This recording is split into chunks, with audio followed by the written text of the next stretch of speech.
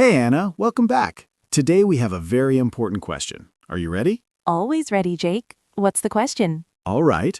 Would you rather take a solo trip or a family trip? Tricky. It sounds simple, but I know this can become a huge debate. Exactly. Peace and freedom or noise and emotional chaos.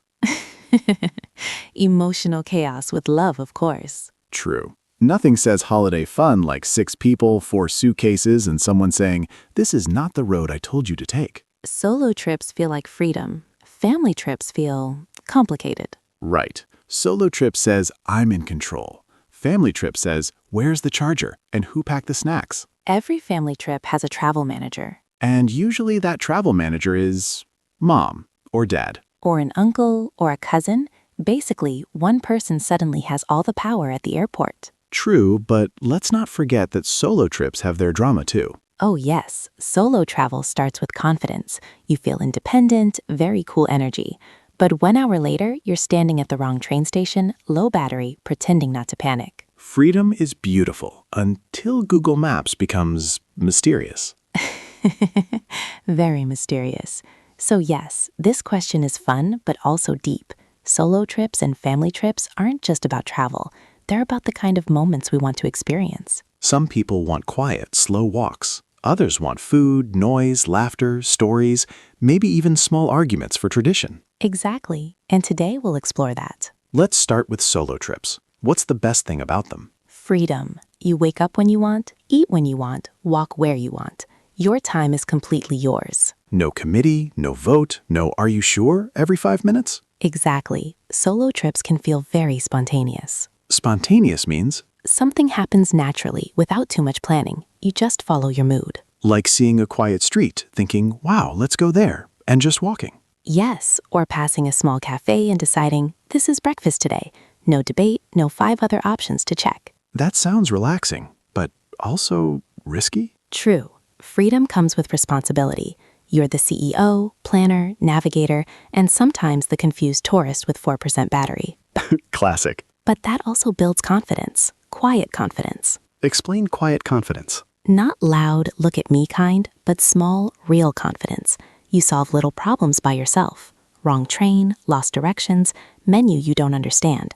Every solved problem makes you feel capable. That's interesting. So solo travel is like adult training wheels. Exactly. You learn to handle challenges alone. But is it always fun? Not always. During the day, it's peaceful, but evenings can feel isolating. Isolating means Feeling alone in an uncomfortable way, not just being by yourself. You see families, friends, couples, and suddenly your table feels too quiet. poor little solo traveler with juice.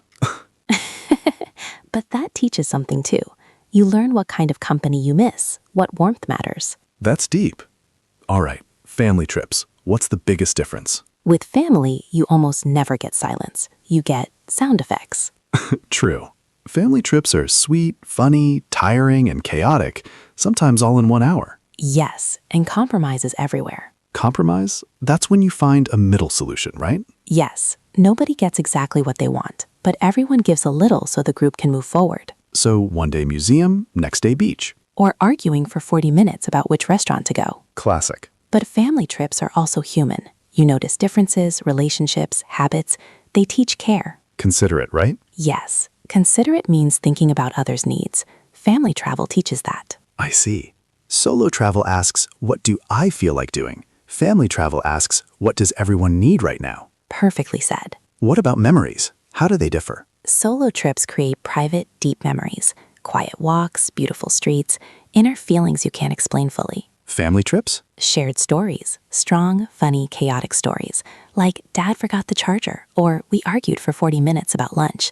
These memories last forever. So solo trips change you. Family trips become part of your shared history. Exactly. Solo trips ask, who am I when alone? Family trips ask, who are we together? Wow, that makes it hard to choose. Yes, it depends on life's season.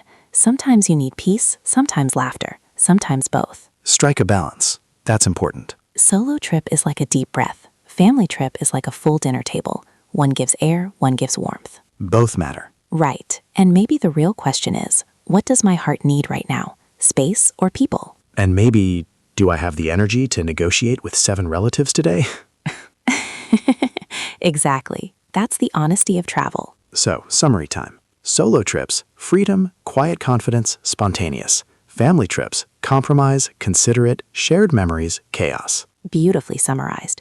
And English learners, notice the vocabulary we use today. Spontaneous, compromise, considerate, isolating, cater to, strike a balance, be torn between. Yes, these are not only travel words. You can use them in daily life, decisions, relationships, even school or work. And our challenge for listeners, comment below.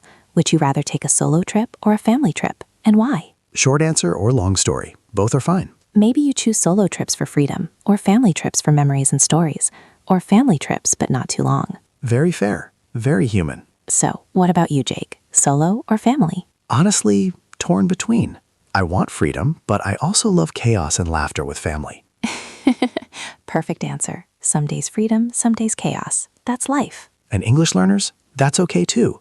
Life changes, you change, travel changes, your choice changes. So don't stress about picking one forever. Just know yourself each time you pack a bag. Beautiful. And that's it for today's episode. Thank you for listening.